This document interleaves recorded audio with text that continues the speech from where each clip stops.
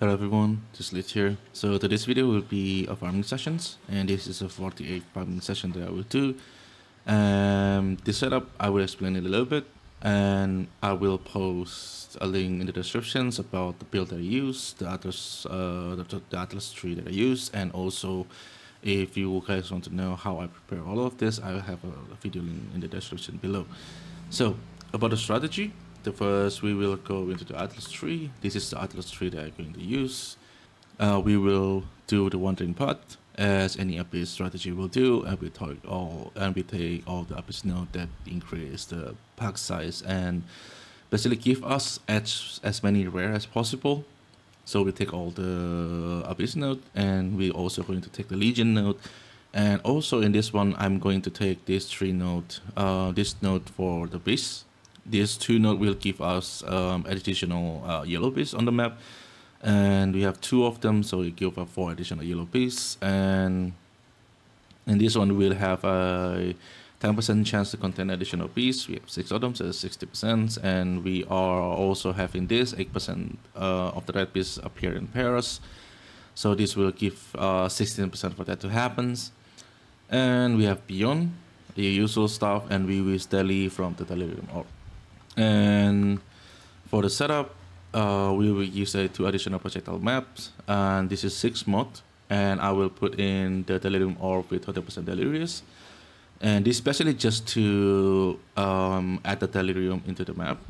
And I do not think that you need to go more than 20%, because as far as I understand, the benefit item quantity and rarity from the Delirium is only affecting the monsters that are naturally spawn in the map.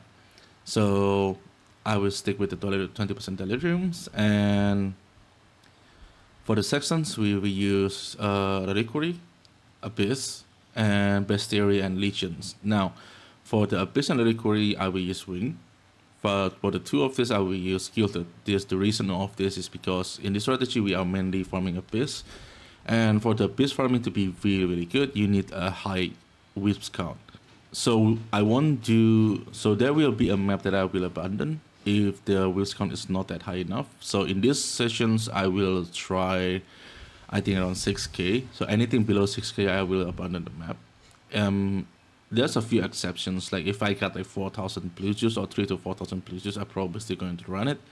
From a few tests that I do prior of this, most of the time you will at least get like few Divine and few Faldo or few Reliquary Key, which I think is still good enough to run. So this is the result of the 48 part farming, and this is, I put all of them into this one tab, and we're going to use Excellence to kind of value all of this to make things easier. I don't pick many currency. It's usually mostly like Chaos, Exalt, and Awaken Sexton, Spell Orb, something that I usually able to sell pretty easily. Yeah, but this is the all the loot that I got, and this one is actually pretty dry. Like the only explosion that I have like kind of like noticeable is the 24 Divine explosions, but other than that, I don't get that many explosions. The Scarab is mostly Gilded. I got 1 or 2 Wing Scarab, something like that. I think the Wing Scarab is pretty dry on this run. But yeah, I mean, RNG is RNG. In the end of the day, when you try to farm loot explosion, it's mostly about RNG. Do you going to get the mod? Do you going to get the mod or not? So we're going to go to Excellence, and in the Excellence, I will take a snapshot.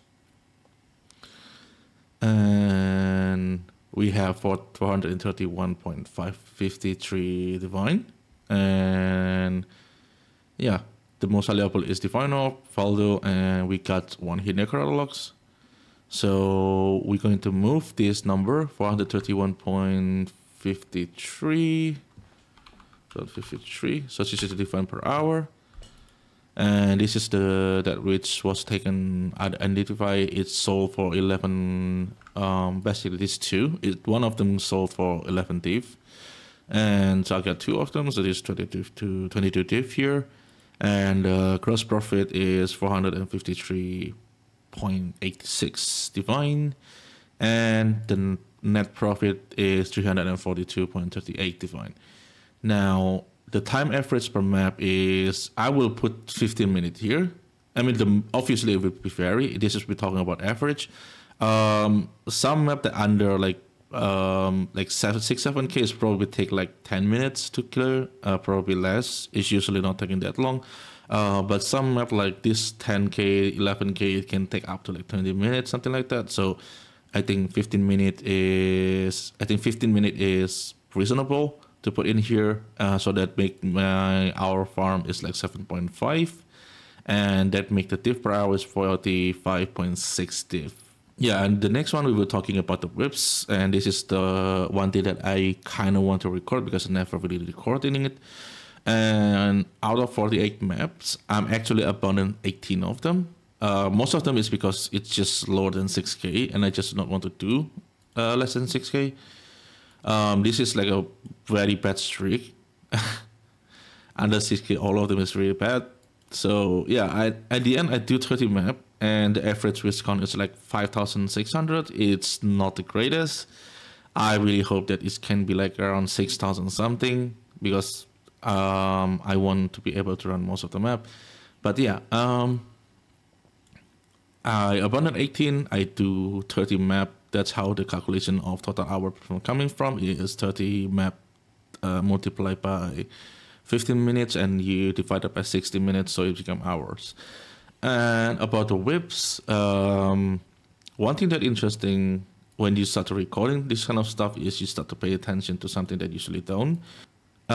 If the map have 3 to 4k blue whips, I'm actually going to run them, because based on few like this one, it have 4,000, but I do the map and not abandon it because it have 4,000 juice on the blue side.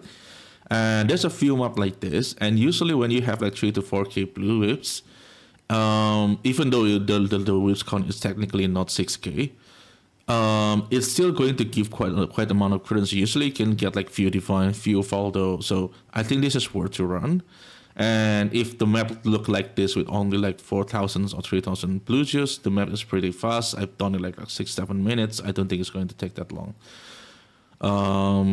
Because mostly it will be easy if the whips count is that low.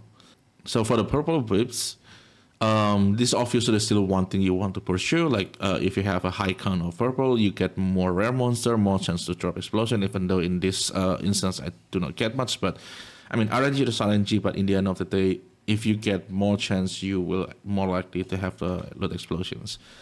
For the yellow juice is probably one of the most like I don't really like this one. Like there's a few map that I think something like this with the 5k yellow, it's not really doing that well. Compared to like if this 5k is on the blue, I'm pretty sure I will get more from the map rather than just yellow whip. So I don't know. In this testing, and it's the same as the previous map that I done, yellow whips is tend to be, I don't really like it that much. So the focus, the priority will always be purple and blue from now on, because in this farm is basically focused for the loot explosion.